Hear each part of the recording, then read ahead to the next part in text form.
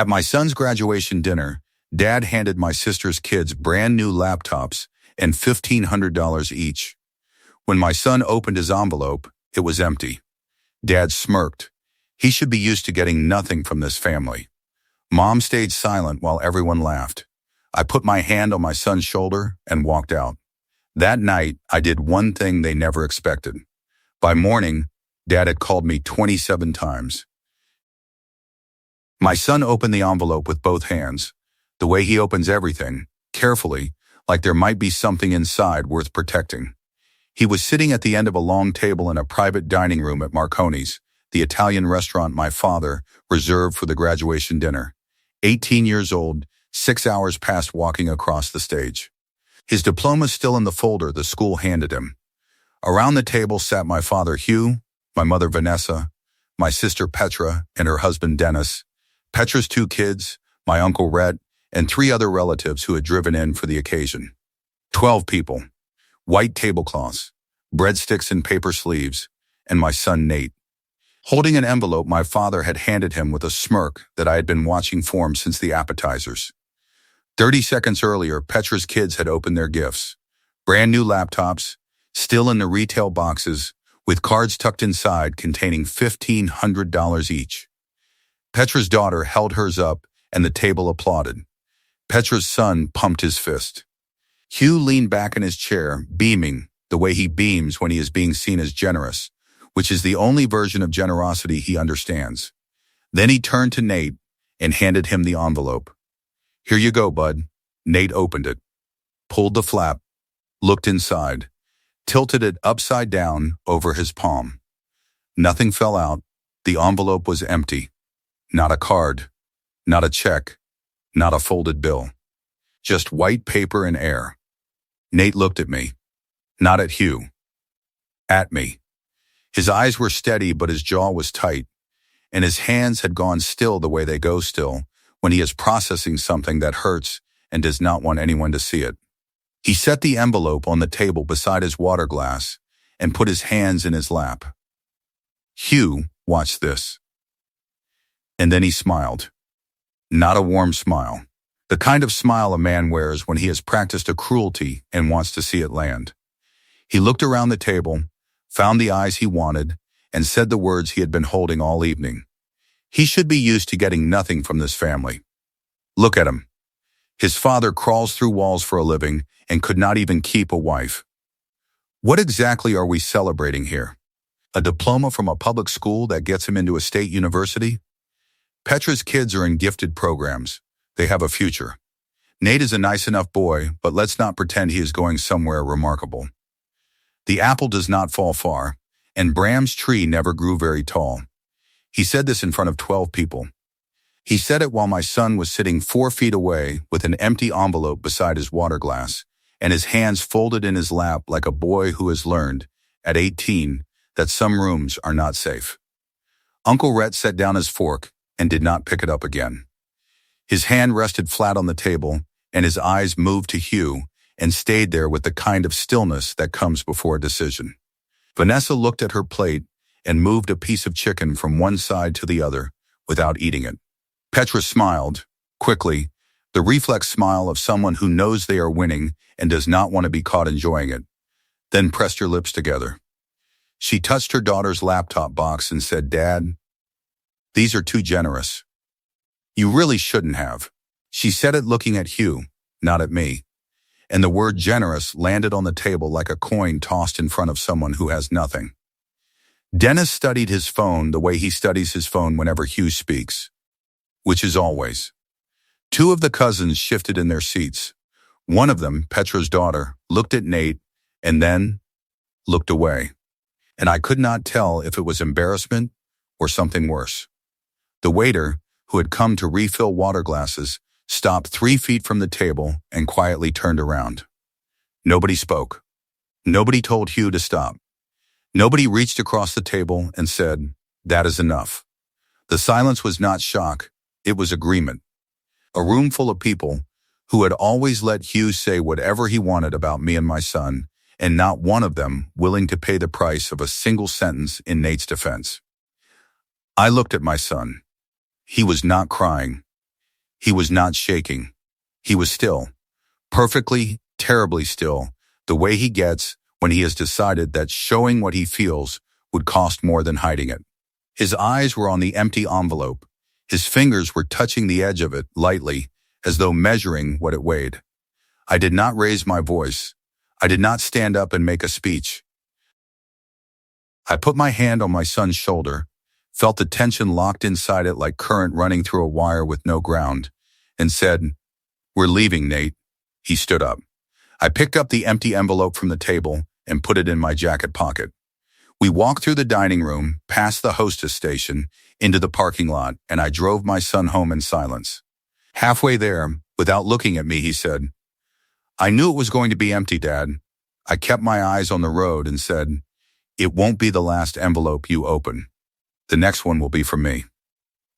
If you have ever watched your child sit quietly while someone told them they were nothing, and you had to decide in that moment what kind of father you were going to be, this is Karma Unfolded.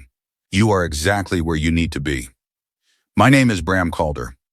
I am 40 years old and I own Calder Electric LLC, a licensed commercial and residential electrical contracting company based in Milwaukee, Wisconsin. 4 employees, 3 trucks, and a client list that keeps us booked 6 months out. Last year, we cleared $340,000 in gross revenue. I am a master electrician. I pull permits, I run conduit, I wire panels, I pass inspections. My hands are scarred from years of working in tight spaces with sharp copper. And when my father says I crawl through walls for a living, he is describing the same skill set that made his rental property habitable and his retirement income possible. But I will get to that. Nate is my son. He is 18, quiet the way smart people are quiet, the kind of kid who listens to everything and says what matters when it matters. He draws. He builds model circuits from YouTube tutorials. He was accepted to the University of Wisconsin-Milwaukee for electrical engineering, which he applied to on his own, wrote the essay himself, and told me about only after the acceptance came. His mother left when he was 6. No fight, no warning, just a note on the counter and a car that was not in the driveway when I got home from a job. Nate and I rebuilt our life the way I rebuild a panel, one circuit at a time, labeled and tested, nothing left loose. Here is what my father does not mention at dinner parties. Here is what Vanessa does not include when she talks about how well the family is doing.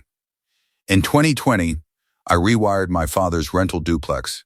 The building is a 2-unit property on Clement Avenue that Hugh bought in 2015 for $110,000.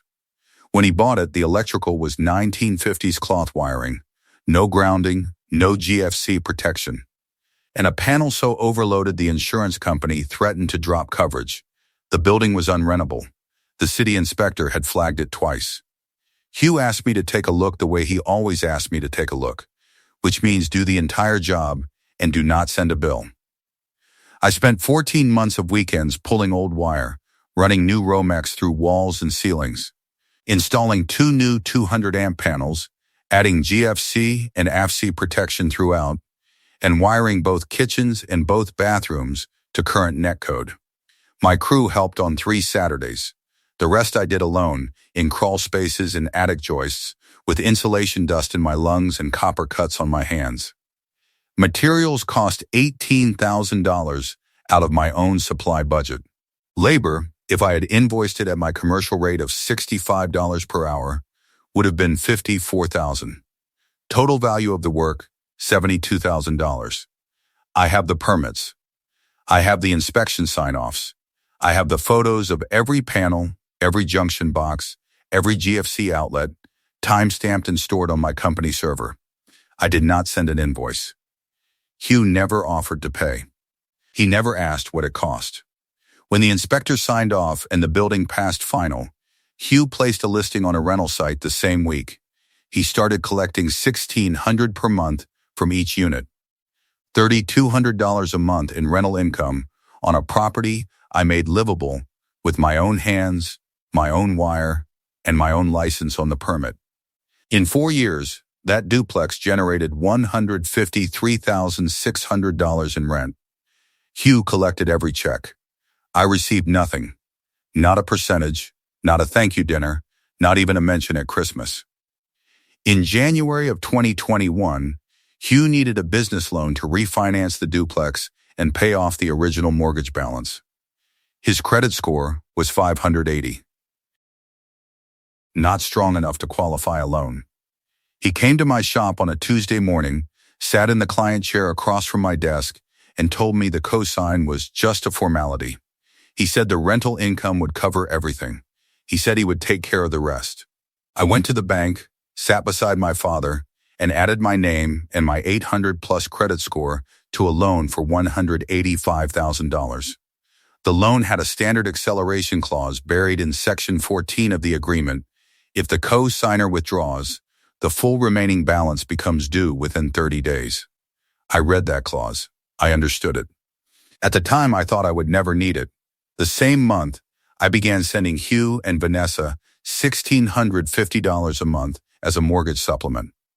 Vanessa called me on January 3rd and said the property taxes and insurance on the duplex had gone up significantly, and the rental income was not covering the shortfall. She gave me the number. I did not verify it. I set up the automatic transfer, and it ran on the first of every month for 36 consecutive months. 1,650 times 36, $59,400. Not once did either of them say thank you. Not once did Hugh mention it at dinner. Not once did Vanessa text on the 2nd of the month to say the deposit had arrived. The money went in and disappeared. Then there was Petra's house. In 2022, Petra and Dennis bought a 4-bedroom colonial in Brookfield. 6 weeks after closing, Petra called me and said the kitchen electrical was ancient and could I just look at it. I drove out on a Saturday morning. The panel was undersized, the kitchen circuits were shared with the living room, and the under-cabinet lighting had been wired by someone who should not have been allowed near a junction box. I did the full upgrade over 3 weekends. New 200-amp panel, dedicated kitchen circuits, under-cabinet LED lighting, appliance-specific lines for the refrigerator, dishwasher, and range. $28,000 in labor and materials. Free. When Petra's neighbor complimented the kitchen at a dinner party, Petra smiled and said, "We found an amazing contractor out of Waukesha. Very reasonable." She was standing in a kitchen I wired while I sat at her table eating pasta she bought with money my mother had skimmed from my mortgage supplements. Uncle Rhett is the only person in this family who has ever looked at my work and called it what it is. He is 68, Hugh's older brother, a retired journeyman electrician who taught me to strip wire and read a circuit diagram when I was 11 years old. He gave me my first pair of lineman's pliers and told me they would outlast any relationship I would ever have. He was right about the pliers. The week before the graduation dinner, Rhett came to my shop and watched me build a sub-panel for a client's new restaurant. He stood by the workbench with his coffee, not saying much, the way he does when he is thinking something that matters more than what he is watching.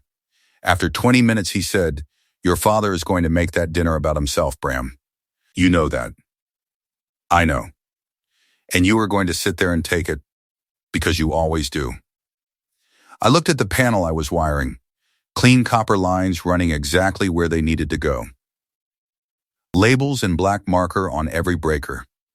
I had spent my whole life wiring things correctly for people who never looked behind the wall to see who did the work.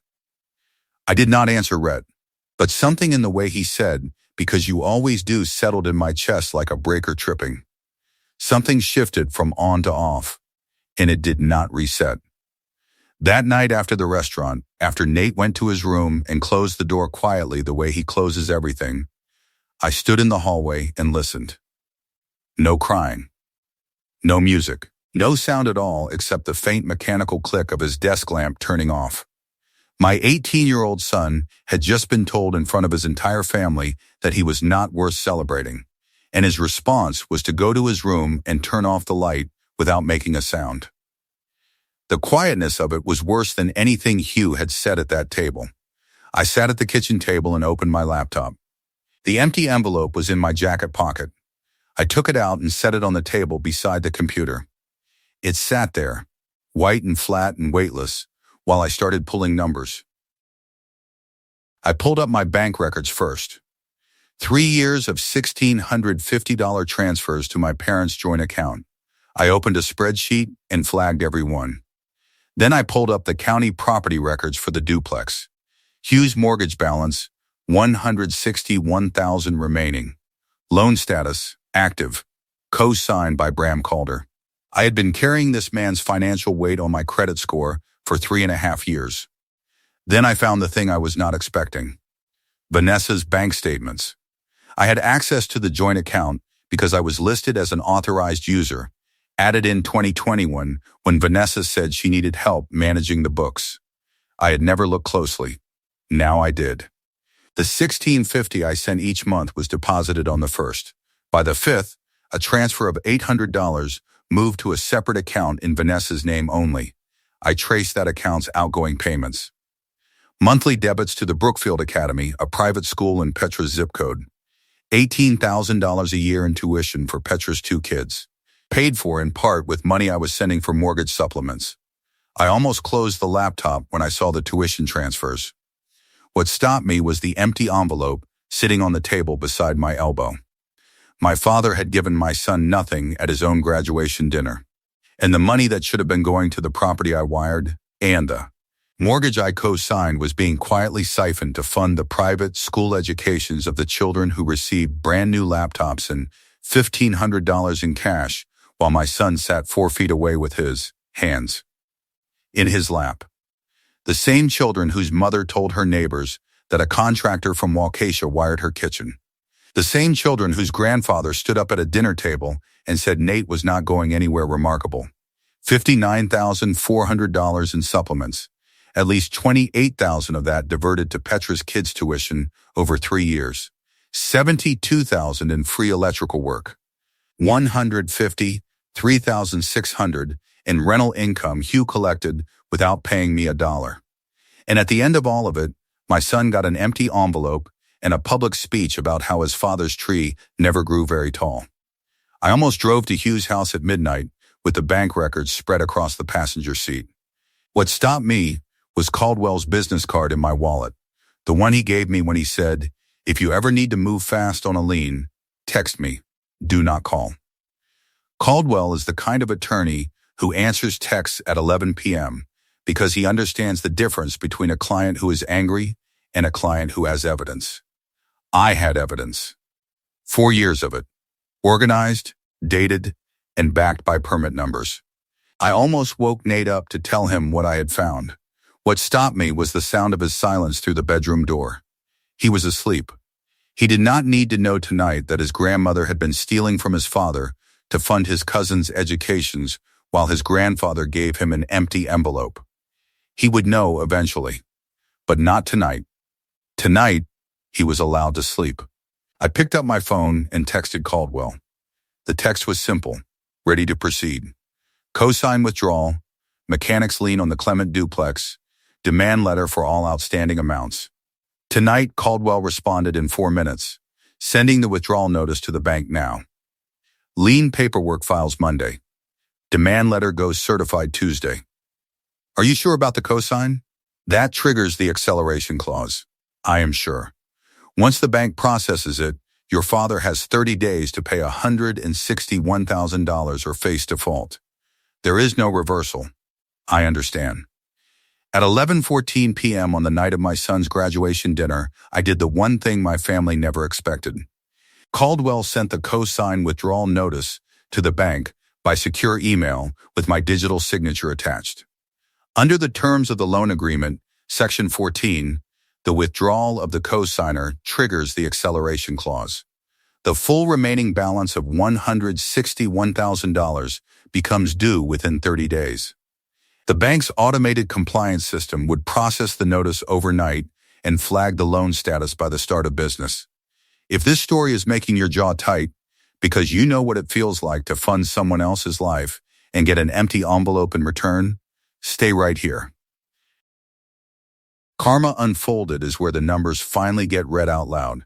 I turned off my phone, put it in the kitchen drawer, and went to bed. Nate's light was still on under his door. I knocked once and said, "I am proud of you." He said, "I know, Dad. I went to sleep knowing that the wiring I had done was about to carry a very different kind of current. At 6:11 the next morning, a Sunday, I turned my phone back on. 27 missed calls from Hugh Calder. The first came at 5:48 am, 3 calls between 5:48 and 5:52, 4 more between 6 and 6:05, then a steady stream every 10 to 15 minutes for the next 4 hours. 7 voicemails. I listened to the first one. Hugh's voice was tight and climbing. Bram, what the hell did you do? The bank says my loan is accelerating. Call me back right now. I deleted it and did not listen to the rest. I knew exactly what had happened because I had built the circuit myself. The bank's compliance system processed Caldwell's notice at approximately 5:30 am. When Hugh opened his banking app on his phone, the way he does every morning before coffee, the account page had changed. Where it used to show loan status active, co-signed, it now read, co-signer withdrawal processed. Loan acceleration initiated. Full balance of $161,000 due within 30 days. Contact your lending institution immediately. Hugh called the bank's automated line first. Then the emergency lending number. Then me. 27 times. I made Nate scrambled eggs that morning, the way I make them every Sunday, with cheddar and a little hot sauce. He sat at the kitchen table in his pajamas, quiet, not mentioning the dinner, not mentioning Hugh, not mentioning the empty envelope. He ate slowly and looked out the window at the parking lot below. When he finished, I told him I had something for him. I went to my bedroom closet and brought out the laptop I had bought 2 weeks earlier. The week I decided that whatever happened at the graduation dinner, my son was going to have something to open that had weight in it. Not a refurbished model, not a hand-me-down from a cousin. A new machine, still in the retail box, with a card tucked inside that I had written in my own handwriting for Nate Calder. From Dad. For everything you earned and everything you are going to build. He opened it at the kitchen table in the same chair where he had sat 12 hours earlier looking at an empty envelope. He pulled out the laptop, set it on the table, and then found the card. He read it twice. He looked at me and his eyes were bright, and he said, "You didn't have to do this, Dad. Nobody had to do anything, Nate. Your grandfather chose to give you nothing. I chose this. That is the difference between what a family owes you and what a father gives you." He set the card on the table beside the laptop and pressed his palm flat on it, the way I press my palm on a finished panel before I close the cover, testing if it holds. It held. By Monday morning, Hugh's world had changed shape. He showed up at my shop at 7:15 am. I was at my workbench wiring a sub-panel for a restaurant build, the same one I had been working on the week Rhett visited. The bay door was open. He walked in without knocking, because Hugh has always walked into my spaces as though the key is his by right, as though doors only exist for other people. He looked smaller than I remembered from 2 nights ago. His face was the color of drywall compound, pale and chalky, and his eyes had the unfocused look of a man who has not slept. He was holding his phone in one hand and a bank printout in the other, the paper already creased from being folded and unfolded. He stopped 3 feet from my workbench and said, "What did you do?" I set down my wire strippers. "I withdrew the cosign on your loan." "You cannot do that. That loan is mine. You are just a name on it. The cosign is mine. My name, my credit score, my liability. Section 14 of the agreement gives me the right to withdraw at any time. I exercised it. The bank says I owe $161,000 in 30 days. 30 days, Bram. You are going to destroy me over a dinner. You handed my son an empty envelope at his graduation dinner. You told 12 people he was used to getting nothing. You said his father's tree never grew very tall. You said it while he was sitting right there." Hugh's hand waved. "I was making a point. It came out wrong.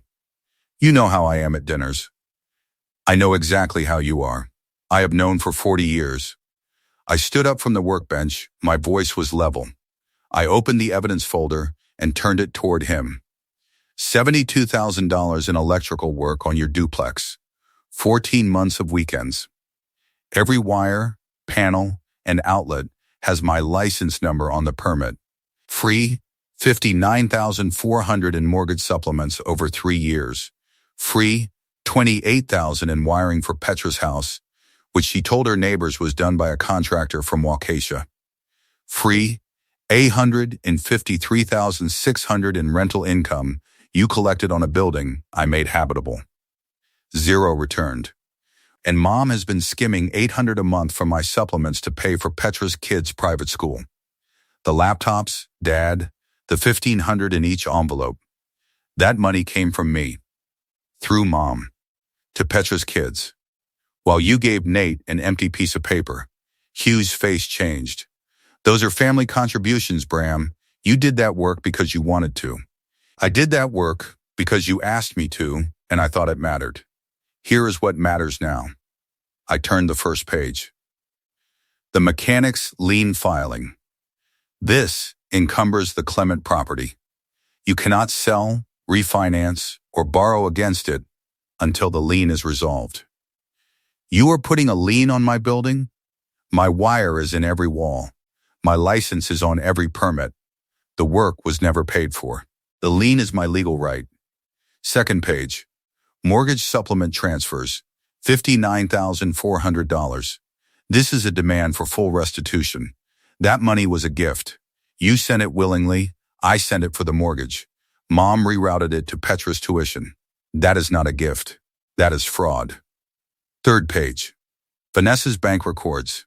$800 a month diverted to Brookfield Academy. 3 years.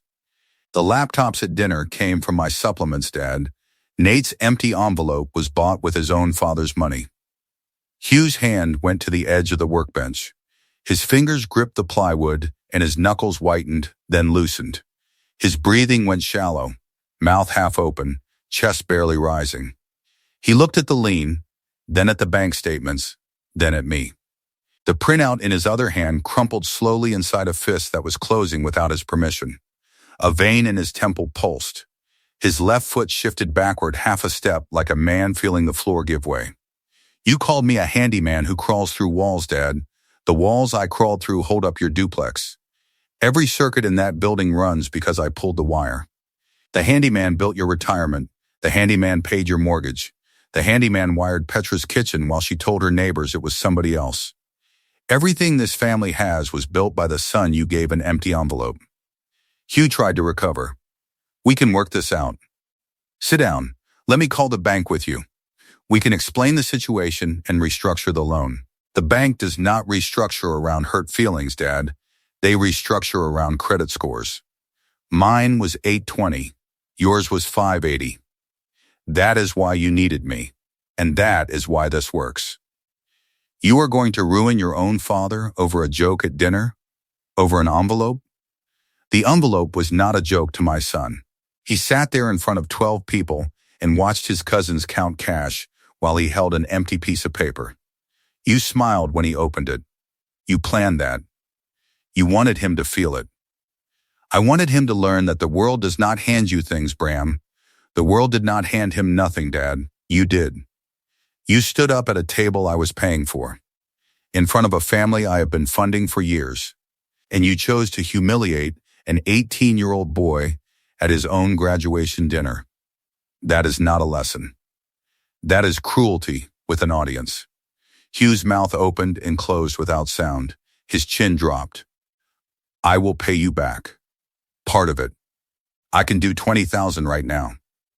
Cash? Just lift the lien and have Caldwell call the bank. You had 4 years of rental income, $153,600. You chose to give my son nothing. Vanessa called during the confrontation. Her name appeared on my phone screen and I let it ring 4 times before it went to voicemail. She left a message I listened to later, Bram. Your father is not well. He has not slept. This stress is going to put him in the hospital. Please think about what you are doing to this family. I saved the voicemail to the evidence folder. It joined the rest. Hugh tried one more time. His voice had dropped. 20,000, Bram. Right here. Right now. He reached for his back pocket like a man reaching for a weapon that is not loaded. I picked up the empty envelope from the folder. The same one from the dinner.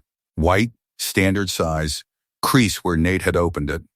I set it on the workbench between us. The emptiness was visible even from where Hugh was standing. Just a white rectangle with nothing inside. That envelope was empty. The lien is for $72,000. Your loan comes due in 30 days. Call me when you find a handyman who covers that. Hugh stared at the envelope. His hand moved toward it and then pulled back, the way you pull away from something that carries a charge. He stood there for 10 seconds without speaking. I said it before he could turn away. This is the last dollar. The last wire. The last Sunday dinner. The last time my son sits at a table in this family and receives nothing. My number stays the same. My answer will not change. We are done. Hugh picked up the bank printout from the workbench, put it in his jacket, and walked out of the shop without closing the bay door behind him. His footsteps on the concrete faded into the sound of a car door opening, an engine turning over, and gravel shifting as the sedan backed out. The bay door stayed open. Morning air came through, carrying the smell of cut grass and asphalt from the lot next door. I picked up my wire strippers and went back to the sub panel. The copper was still clean, the labels were still straight, the work was still good. It always is. Somewhere across Milwaukee, my father was driving home with a crumpled printout and no plan. I was standing in a shop I owned, wiring a panel for a client who would pay on time, and the empty envelope on my workbench was the last thing I had given my father. It was exactly what he had given my son. The mechanic's lien was filed with the county on Monday afternoon. $72,000 against the Clement Avenue duplex, backed by 4 years of permit records, inspection reports, and my master electrician license. The lien appeared on the property title within 72 hours. The duplex could not be sold, refinanced, or used as collateral until the lien was cleared. The demand letter arrived at Hugh and Vanessa's house by certified mail on Tuesday. $131,400, $72,000 for the electrical work, plus $59,400 in mortgage supplements. 30 days to respond. Vanessa signed for the envelope at the front door in the same blouse she wore to the graduation dinner. She read the first page standing on the porch and sat down on the top step. The bank's acceleration notice gave Hugh 30 days to pay the remaining $161,000 loan balance or face default proceedings. Without my cosign, he could not refinance. With the lien on the property, he could not sell. His rental income of $3,200 per month could not cover a $161,000 balloon payment. He was locked in a box I had built with the same hands he told a room full of people were not worth celebrating. Petra received a separate demand letter for $28,000, covering the electrical work on her Brookfield house. The letter included photos of every circuit I installed, copies of the permits I pulled under my license, and a note from Caldwell stating that a mechanic's lien would be filed on the Brookfield property within 14 days if no response was received. Dennis read the letter at his office before Petra saw it.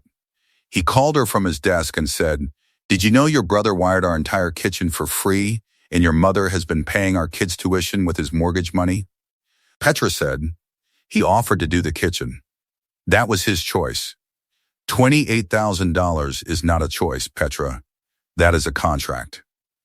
And the tuition money, your mother was taking that from Bram's payments. Is that true?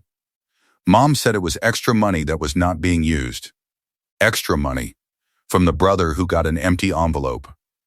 While our kids got laptops and $1,500 each, paid for with his money. That is what you are telling me. Petra did not respond. Dennis called me that evening from his car in a parking lot, his voice careful and steady. He asked for the full file. I sent it. 3 days later, Dennis moved to the guest bedroom in the Brookfield house.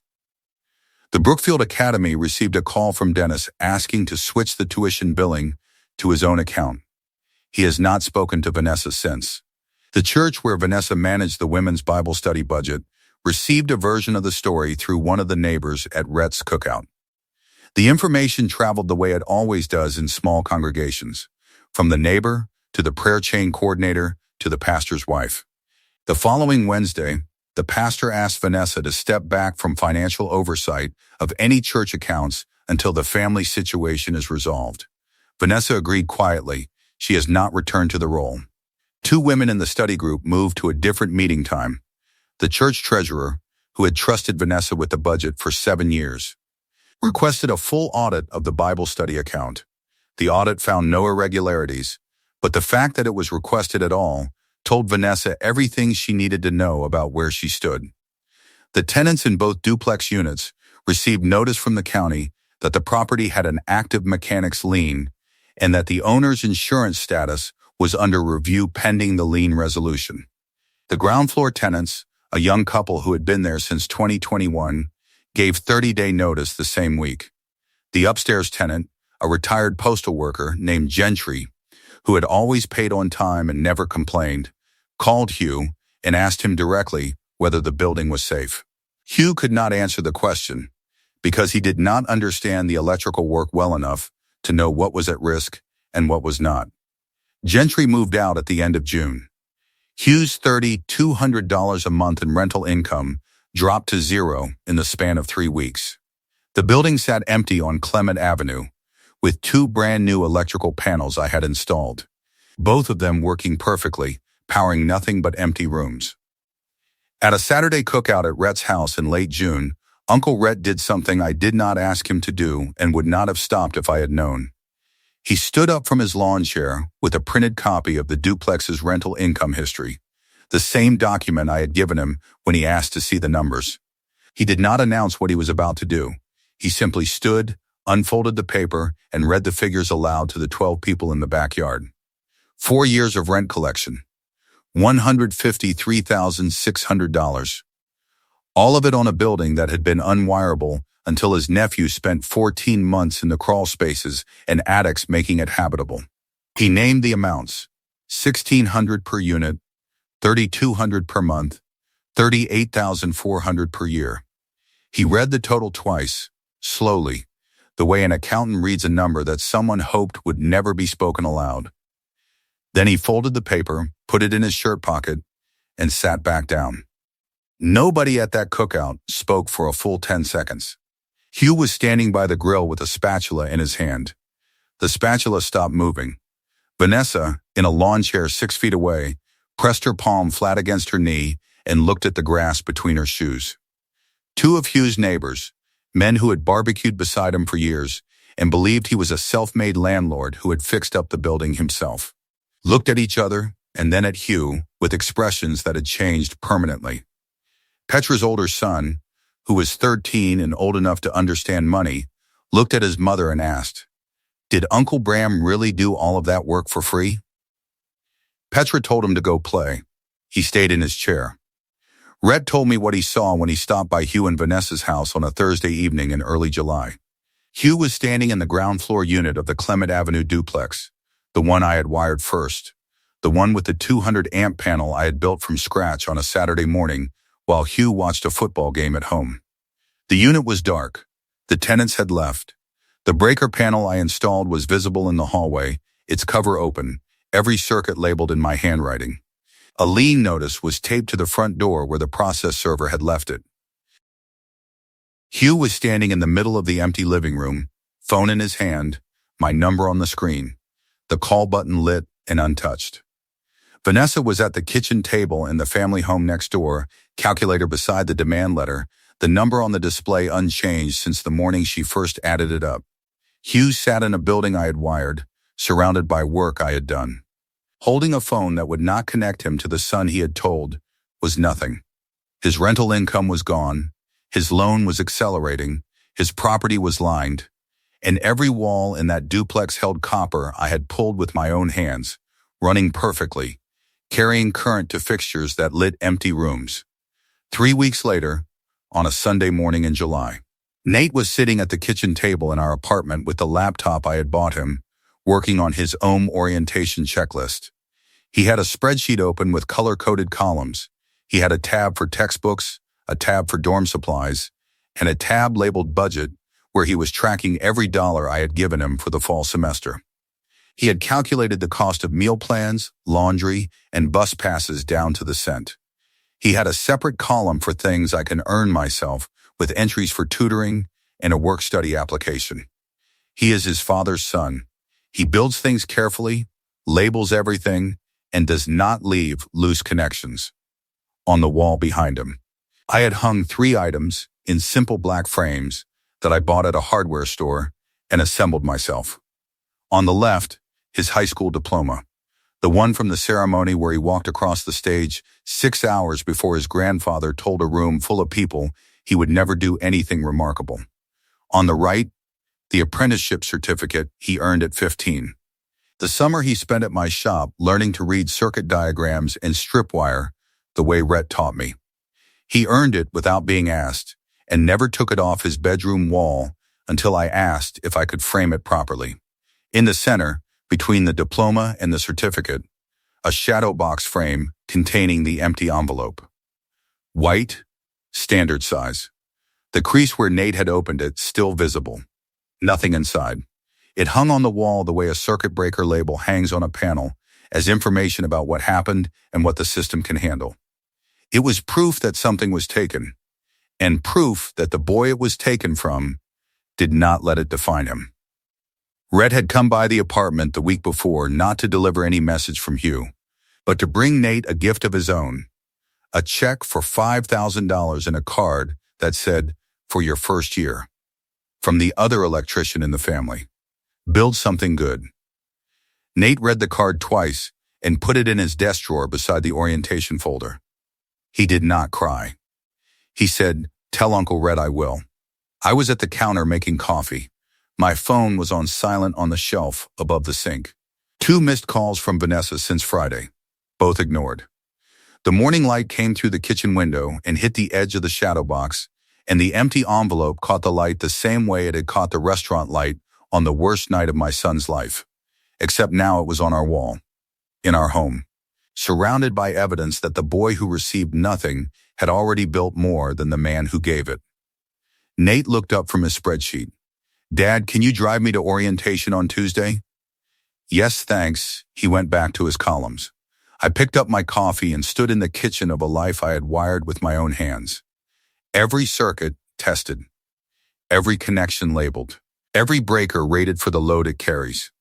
My son was building the spreadsheet for his future on a laptop I bought with money I earned by crawling through walls, and the empty envelope on the wall behind him was the most honest thing anyone in my family had ever given us. It told the truth. It said, "This is what they think you are worth." And everything around it, the diploma, the certificate, the laptop, the spreadsheet, the $5,000 check from a man who taught me that the work inside the walls matters more than the paint on the outside, said they were wrong. Thank you for staying with me today. If this story reminded you that what your family gives you is not the same as what you are worth, subscribe to Karma Unfolded and share this with someone who needs to hear it. I will see you in the next one.